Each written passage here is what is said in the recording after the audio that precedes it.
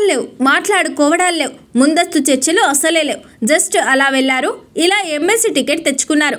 టోటల్గా ఒకే ఒక్క రోజులో విజయశాంతి అభ్యర్థిత్వం ఖరారైపోయింది.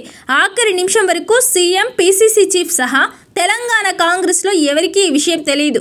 ఇంతకీ ఏం మ్యాజిక్ చేశారామే? ఎలాంటి ప్రచారం లేకుండా సైలెంట్గా ఎట్నుంచి నరుక్కొచ్చారు.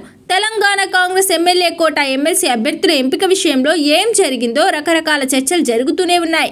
మిగతా వాళ్ళందరి సంగతి ఒక ఎత్తైతే విజయశాంతి విషయంలో మాత్రం ఏం జరిగిందో ఎవరికి అర్థం కాక జుట్టు పీక్కుంటున్నారట. ఆమె మొదటి నుంచి రేస్లో లేరు. ఆశావహుల లిస్టులో ప్రచారం జరగలేదు. కానీ అనూహ్యంగా తెర మీదకి వచ్చారు. ఇదేలా?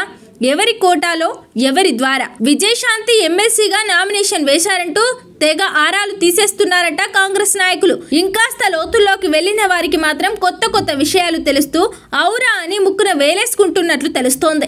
అసలు ఎమ్మెల్సీ ఎన్నికల కసరత్తు మొదలవ్వగానే హస్తినాకు వెళ్లారట విజయశాంతి.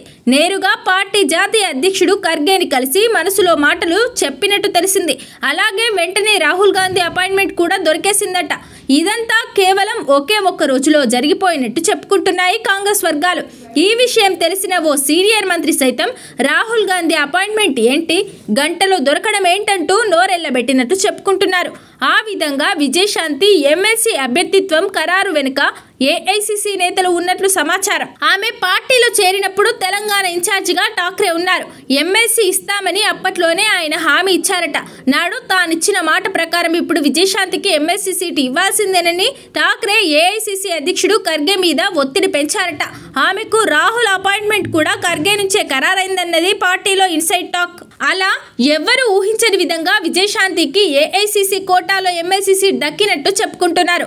తెలంగాణ కాంగ్రెస్ లో PCC chief Mahesh Kumar Goud CM Revanth Reddy నుంచి అభిప్రాయ సేకరణ సందర్భంగా అసలు విజయశాంతి పేరే ప్రస్తావనలో లేదట. కానీ అభ్యర్థుల జాబితా ఫైనల్ అయ్యే సమయంలో ఖర్గే నివాసంలో కేసీ వేణుగోపాల్ ఉన్నారని, ఆ సమావేశం నుంచే పీసీసీ అధ్యక్షుడికి, సీఎంకి సమాచారం ఇచ్చారట.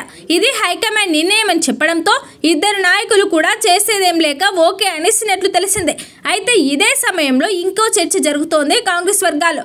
పార్టీలో చాలా కాలంగా పనిచేస్తున్న వారికి, పాత వారికి ప్రాధాన్యత ఇస్తామంటూ పీసీసీ చీఫ్ మహేష్ గౌడ్, రాష్ట్ర వ్యవహారాల ఇన్ఛార్జ్ మీనాక్షి నటరాజన్ చెప్పిన మాటలు నీటి మూటలేనా అన్నది ఇప్పుడు పార్టీలో ఎక్కువ మంది ప్రశ్న. అసంతృప్తులు ఈ విషయాన్ని బహిరంగంగానే అడుగుతున్నారట. ఇక అంతా అయిపోయింది, చేసేదేం లేకపోవడంతో బీసీ కోట, మహిళా కోట అంటూ సర్ది చెప్పుకొని సంతృప్తి పడడం తెలంగాణ కాంగ్రెస్ నేతల వంతవుతోందట. ఈ పరిణామ క్రమంలో తమ పార్టీ అభ్యర్థుల నామినేషన్ కోసం CM Revanth, PCC chief Mahesh Goud, మంత్రులు అంతా సీఎల్పీకి చేరుకున్నాక విజయశాంతి తన ఇంటి నుండి బయలుదేరారు. దాంతో అందరూ అరగంటకు పైగా ఆమె కోసం ఎదురు చూడాల్సి వచ్చిందట. నామినేషన్ కోసం సీఎల్పీ నుంచి బయటకు వచ్చాక చివర్లో జాయిన్ అయ్యారామె. ఏదైనా విజయశాంతి ఇచ్చిన షాక్ నుండి తెలంగాణ కాంగ్రెస్ నేతలు కోలుకోవడానికి కొంత సమయం పట్టొచ్చంటున్నారు పరిశీలకులు.